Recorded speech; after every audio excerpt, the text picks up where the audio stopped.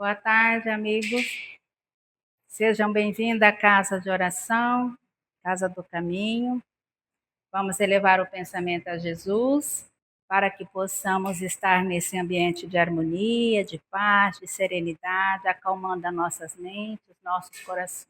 Jesus, mestre e amigo, pedimos nesse instante o vosso socorro para todos nós que aqui nos encontramos, encarnados e desencarnados, para que possamos receber, através desses mentores amigos dessa casa, esse acolhimento fraterno, a serenidade que precisamos e necessitamos para a palestra dessa tarde. Rogamos também, Jesus, por aqueles que hoje não puderam estar aqui, mas aonde estiverem nesse instante, receba essas vibrações de luz, de paz e de proteção. Pedimos também por todos dessa comunidade que aqui residem, em volta da Casa do Caminho, para que esses filhos possam ser assistidos e amparados, assim como também pela secretaria aqui, os policiais no seu trabalho, nos seus plantões, para que sejam assistidos, amparados, e por todos aqueles, Senhor, nesse instante, que se encontram enfermos em suas residências ou em algum hospital, que nesse instante a espiritualidade amiga alivia as dores físicas, mentais, emocionais e espirituais. Que esses irmãos recebam os recursos medicamentosos que precisam e necessitam. E que a tua paz esteja conosco, graças a Deus, que assim seja. Então hoje nós vamos falar do dever. Eu vou fazer a leitura e depois a gente faz a análise da nossa palestrinha, tá bom? O dever. O dever é a obrigação moral da criatura para consigo mesma, primeiro e em seguida para com os outros. O dever é a lei da vida. Ele se encontra nas mais ínfimas particularidades, como nos atos mais elevados. Quero falar aqui apenas do dever moral, e não do dever que as profissões impõem. Na ordem dos sentimentos, o dever é muito difícil de cumprir-se por se achar em antagonismo com as seduções dos interesses e do coração. Suas vitórias não têm testemunha e suas derrotas não estão sujeitas à repreensão. O dever íntimo do homem fica entregue a seu livre-arbítrio. O aguilhão da consciência, guardião da probidade interior, o adverte e sustenta, mas muitas vezes mostra-se impotente diante do sofisma e da paixão. Fielmente observado, o dever do coração eleva o homem. Como determiná-lo, porém, com exatidão? Onde começa e onde termina? O dever começa exatamente no ponto em que ameaçais a felicidade ou a tranquilidade do vosso próximo.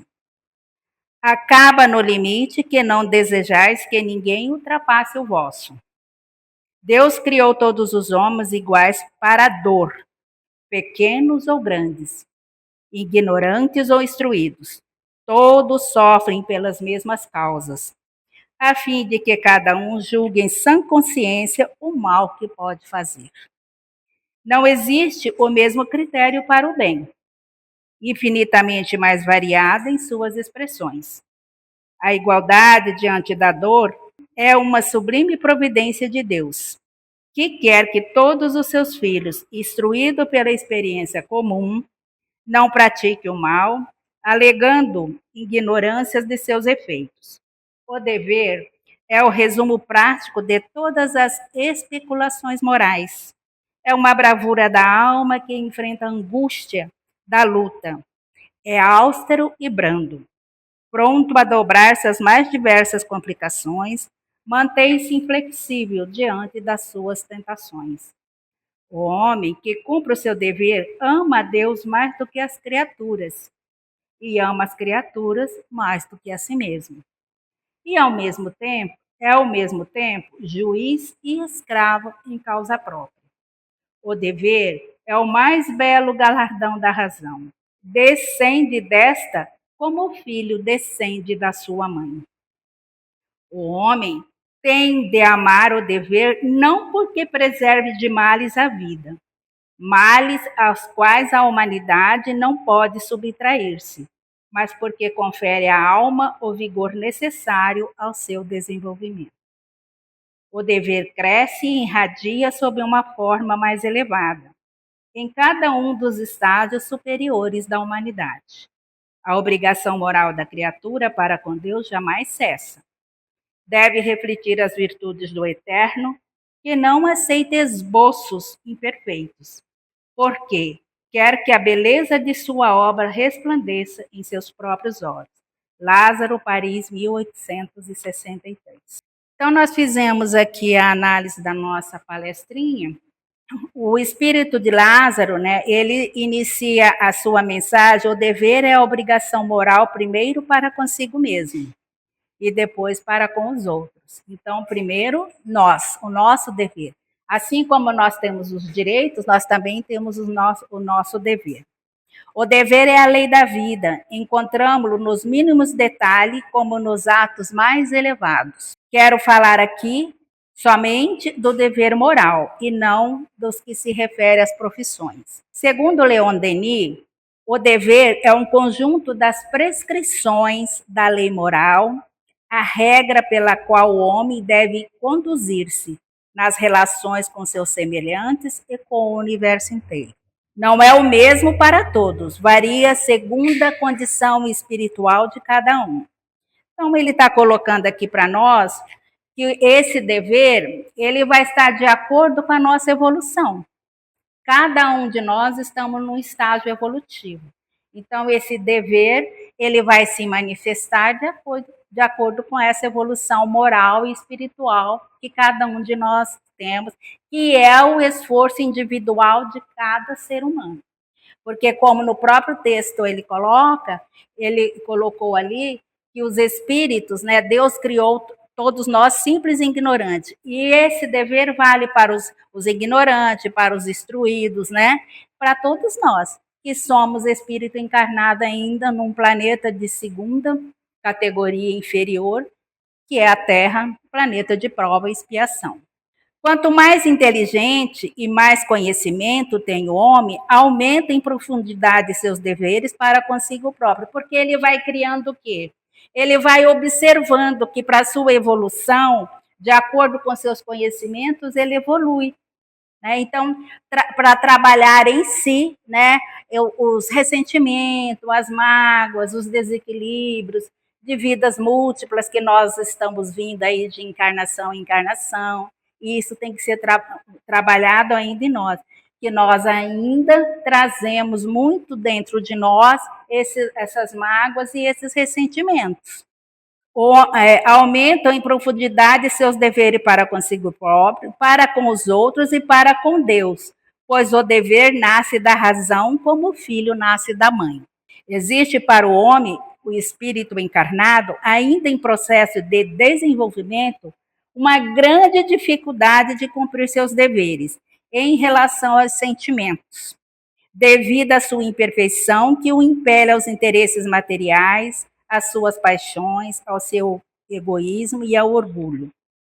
Então, nós, enquanto espírito encarnado, trazemos ainda esses ressentimentos, essas dificuldades, para que a gente possa evoluir mais rapidamente.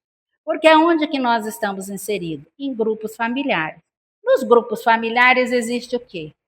Os espíritos afins e os não afins. Que a gente convida esses espíritos para vir conosco, para que a gente possa cortar as arestas do passado. E nós sabemos quão é difícil essa nossa dificuldade, porque dentro dessa família que nós estamos inseridos, ali nós mostramos exatamente quem eu sou, Sônia Abadia, esse espírito. Porque ali eu tiro a minha máscara. Ali eu vou fazer dentro daquele lar, mostrar quem eu sou, tanto para com os espíritos simpáticos e afins, como para os espíritos não afins, que nós estamos ali como convidados para superar os erros cometidos em outras encarnações, ou mesmo nessa encarnação. Nesse campo, sua luta é interna, entregue ao seu livre-arbítrio sobre o aguilhão da consciência, que o adverte e sustenta, mas a qual ele geralmente se faz surdo. Suas vitórias e suas derrotas não são percebidas por seus companheiros de jornada terrena, não havendo por parte deles aplauso e repreensão, porque é um trabalho individual do espírito, né? Mas é através dessa luta que o espírito faz a sua transformação moral, cujos resultados práticos e constantes demoram muitas vezes a aparecerem nas suas atitudes e comportamentos. Aqui eu me lembrei quando eu era mais jovem. Quando eu era mais jovem e comecei a trabalhar, a gente sempre assim, quando você bate de frente com alguém, você não tem a sabedoria ainda, e aí a pessoa falava, eu queria falar o restante do abecedário inteiro. Mas isso a gente só vai adquirir com a maturidade. Ou quando a dor bate na porta. Oi, cheguei aqui, estou aqui, né? Então, assim, é um processo lento, como ele coloca aqui, é um processo individual e muito lento. Que às vezes nem é percebido por aqueles que estão ao nosso redor. Mas com o tempo, com o evangelho, quando a gente chega numa casa espírita, que você vai assistindo as palestras, às vezes você passa até por tratamentos que são necessários para você adquirir essa experiência, para você começar a ler o evangelho, começar a fazer o evangelho no lar, compreender que nós ali naquele grupo familiar somos devedores uns para com os outros e ir mudando. E aceitando o outro como que ele é, porque ninguém muda ninguém. Ninguém vai mudar a Sônia Abadia, porque eu tenho o meu caráter, tenho a minha personalidade, e eu também não vou mudar a outra pessoa que está do meu lado, seja marido, filho, irmão, pai, mas não vai, porque é a individualidade da pessoa, e aí com as suas virtudes, mas também com as suas diferenças. Sofre influências externas, terrenas e espirituais. Mas a luta entre o dever moral e as tentações que traz dentro de si pela sua própria imperfeição é uma batalha solitária de cada um. Então, é um trabalho bem individual. Né? Daí a necessidade de conhecer-se melhor, o melhor possível, para vencer a si mesmo, no cumprimento de todos os seus deveres. E Lázaro escreve que o dever começa precisamente no ponto em que ameaçais a felicidade ou a tranquilidade do vosso próximo, e termina no limite que não desejarias ver transposto em relação a vós mesmo. Então a gente tem que saber onde começa e onde termina, respeitando, né, os nossos irmãos que estão ali. No mesmo item 7, acima citado, do Evangelho, temos o seguinte ensinamento. O dever íntimo do homem é governado pelo seu livre-arbítrio, porque Deus deu para cada espírito encarnado o livre-arbítrio, as suas escolhas. A semeadura é livre, mas a colheita ela vem. Hoje ou amanhã, ou nessa encarnação ou na próxima, ela vem. Então, a gente tem que ficar muito atento com esse livre-arbítrio, com o que nós estamos fazendo com eles, com as nossas escolhas. Isso assim, é como ele coloca aqui, é uma luta solitária do dia a dia. A consciência está sempre o advertindo contra as condutas erradas. Ainda assim, ele muitas vezes se deixa levar pelos enganos da paixão, porque nós ainda vivemos no mundo da ilusão. Então, muitas vezes nós assim nos derrapamos por esse lado porque a gente ainda vive na ilusão, achando que somos melhores que o outro, não aceitando as diferenças do outro. Então, esse comportamento nosso é que nós temos que ter esse cuidado. O homem se eleva quando observa fielmente os deveres do coração, que nada mais são que os seus valores interiores. Então, esses valores interiores nossos, né, a gente praticar diante do Evangelho de Jesus, porque o Evangelho é a vida de Jesus. Claro que nós, como espíritos ainda imperfeitos, não vamos seguir tal e qual, né, igual Jesus. Mas a gente tem que tentar, a gente tem que lutar contra essas condutas nossas, às vezes nossos desequilíbrios, as nossas condutas impróprias, né, para com o outro. Mas como esses deveres podem ser determinados? Onde começam e onde terminam, os deveres começam precisamente no posto onde ameaça a felicidade ou a tranquilidade do próximo e termina no limite em que não se desejaria ver a própria felicidade ou tranquilidade ameaçada. Não é necessário, assim, muita inteligência e nem muito conhecimento para entender nessas palavras que o dever moral nas relações humanas estão precisamente em evitar o mal e fazer o bem. Ou seja, não causar o mal ou prejuízo a ninguém e fazer aos outros o que desejaria que lhe fizesse. E isso cabe também às comunidades, às nações e nos seus relacionamentos. Por isso, Lázaro relembra que todos os homens, comuns ou importantes, ignorantes ou instruídos, todos sofrem pelo mesmo motivo, ou seja, pelos males causados aos outros, nos efeitos das más ações, no acionamento da lei de causa e efeito.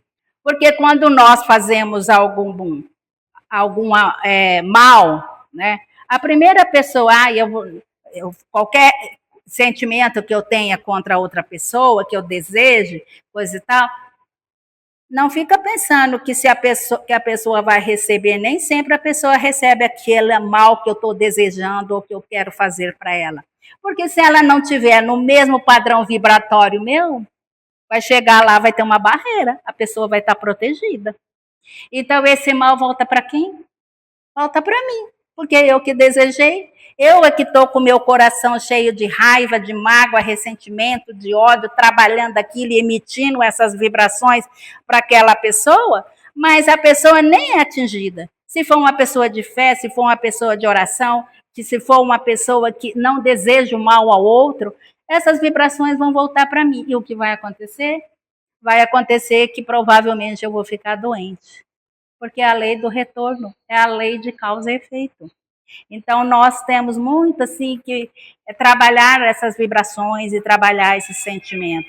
Quem ainda está trabalhando, né? Quem ainda está no campo do trabalho, onde há muitas pessoas, né, no mesmo ambiente, existe às vezes os atritos, né?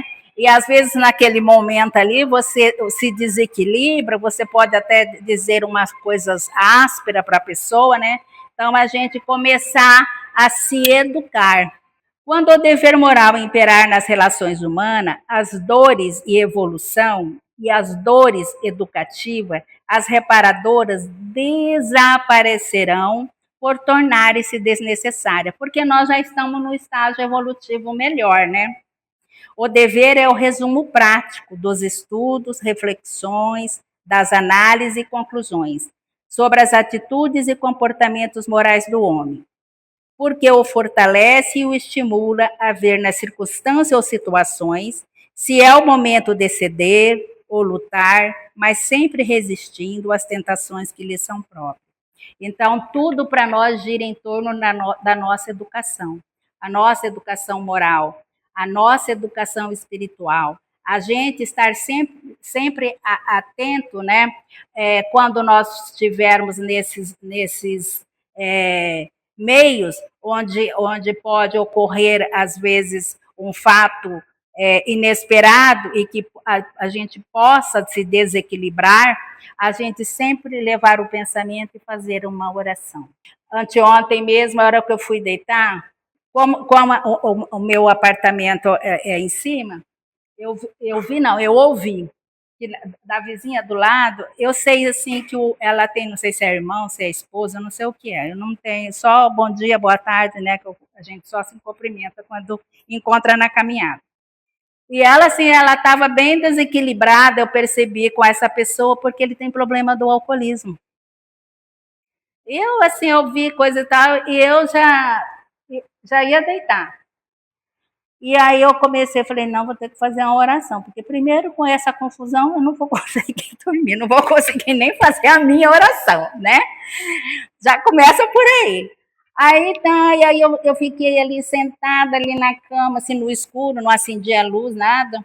E comecei a orar e pedir para acalmar ali aquele ambiente, né? Ela estava assim, eu percebi que ela estava bem desequilibrada, e ele, não sei se ele estava com problema do álcool, não sei. Aí eu comecei a orar, e eu fiquei orando ali, eu sei que eu percebi assim que a coisa foi acalmando, daqui a pouco aquietou, né? Então, assim, às vezes a gente não vai lá falar nada para aquela pessoa, porque não é da sua alçada. Mas da onde você estiver, você fazer uma oração. A gente vai estar ajudando, porque a espiritualidade, a gente sabe que está sempre atento quando a gente tem o quê? Bons sentimentos, que a gente está com o coração com sentimentos bons. A gente não tem, assim, eu não tenho uma amizade com ela, coisa e tal, né? Como eu falei para vocês. Mas todos nós aqui, como ele colocou no texto, todos nós passamos pelas dores, passamos pelo sofrimento, que se faz necessário isso para a nossa evolução, para que a gente possa progredir. Se fosse uma vida de oba-oba, né, como que a gente ia evoluir? Então, não é bem assim. A gente vê na nossa sociedade hoje que tantas pessoas aí tantos pessoas famosas, pessoas que têm o dinheiro, que não têm problema financeiro, mas sentem um vazio na alma e acabam se enveredando por outros desvios do caminho, ou na droga, ou no álcool. Quantos que a gente vê a situação desses famosos que internam nas clínicas para se livrar das dependências. Então, não é o dinheiro que satisfaz a pessoa, é o vazio que a pessoa sente na alma. E às vezes esse vazio ela vai procurar nesses outros desvios, quando na realidade ela precisa de Jesus. Porque como nós viemos da espiritualidade nessas encarnações, a gente sente falta dos nossos espíritos protetores. A gente sente falta do nosso anjo da guarda. Eu particularmente não sei, por exemplo, vou deitar e vou dormir, não vou orar. Não, eu não sei fazer, porque primeiro que eu não consigo dormir. Já aconteceu das vezes eu querer fazer a oração e acabo dormindo. Eu tenho pesadelo, gente. Eu tenho que acordar, aí eu acordo com aquele pesadelo horrível e aí eu tenho que fazer minha oração para poder acalmar, para poder dormir. Isso faz assim a gente fazer essa reflexão, né?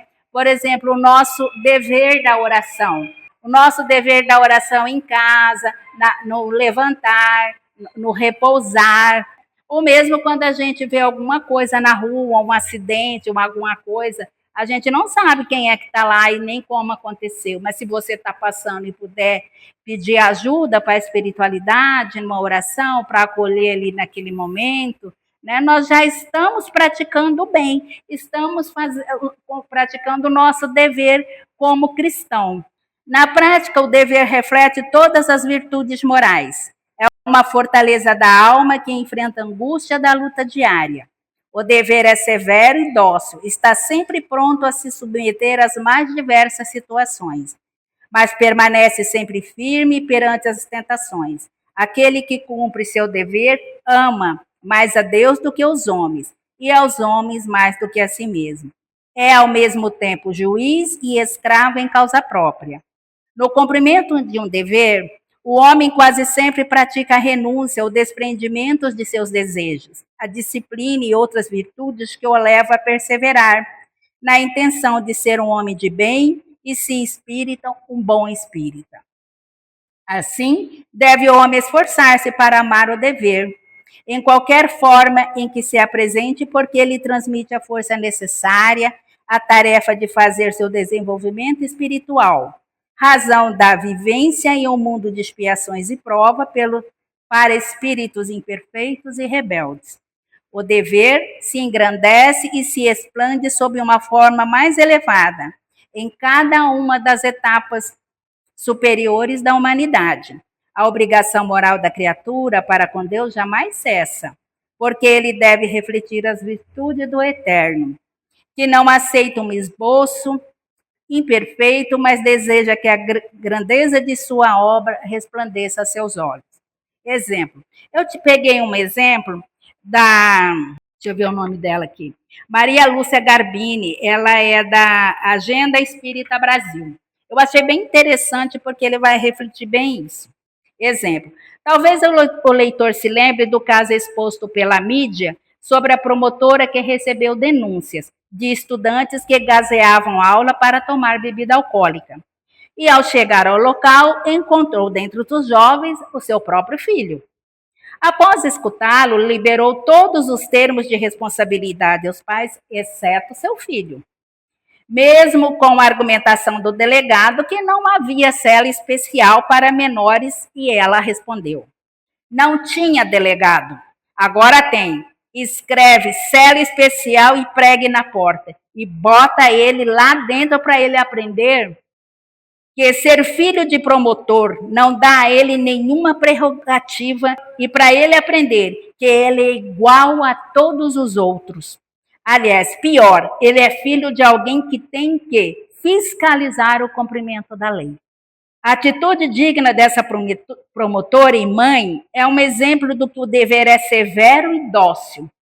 Ela foi severa, porém dócil se compararmos com o modo bem mais duro como a vida o teria ensinado.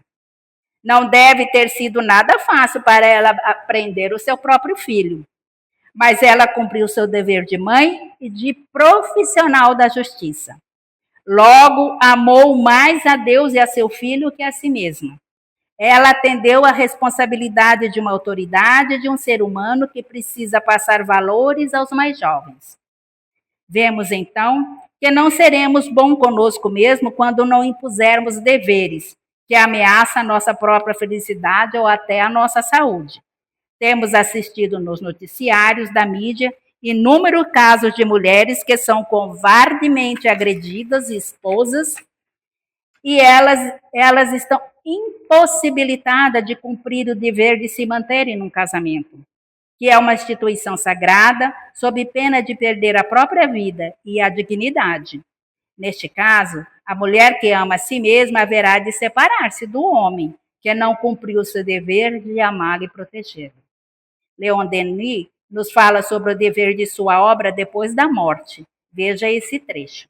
Todos os espíritos superiores têm profundamente enraizado em si o sentimento do dever, e sem esforço que segue a própria rota. É por uma tendência natural resultante dos progressos adquiridos que se afastam das coisas, visam e orientam os impulsos do ser para o bem. O dever torna-se, então, uma obrigação de todos os momentos, a condição imprescindível da existência, um poder ao qual nos sentimos indissoluvelmente ligados para a vida e para a morte. Ou seja, quanto mais elevado o espírito, mais internalizado está o seu senso de dever, pois está fundido no amor ao próximo. Então, essa é a nossa passagem sobre o dever, que eu achei bem interessante para a gente fazer uma reflexão, né, junto, não só para nós, mas também no nosso grupo familiar, com aqueles que estão ali, que são os nossos convidados nesta encarnação para estar conosco, para que a gente possa cortar as arestas, os mal entendidos desta vida ou de vidas passadas, mas que a paz de Jesus reine em nossas mentes e em nossos corações, para que a gente coloque o dever, né, dos ensinamentos do Mestre, não se achando melhor que o outro, mas se colocando na posição de iguais, porque todos nós somos irmãos. Vamos fazer aqui, então, a nossa oração final, agradecendo a espiritualidade amiga, aos mentores dessa casa, a nossa gratidão, que abençoe a todos nós. Terminando essa palestra, todos irão ali tomar o passe, que recebam os recursos medicamentosos que precisam e necessitam na Câmara de Passe, e que tenham um retorno feliz a seus lares, e o meio da semana para o final com muita paz, muita luz, muita serenidade, nos lares em que estamos inseridos, sobre a proteção dos amigos espirituais, e que o Senhor esteja conosco hoje e sempre, graças a Deus, que assim seja.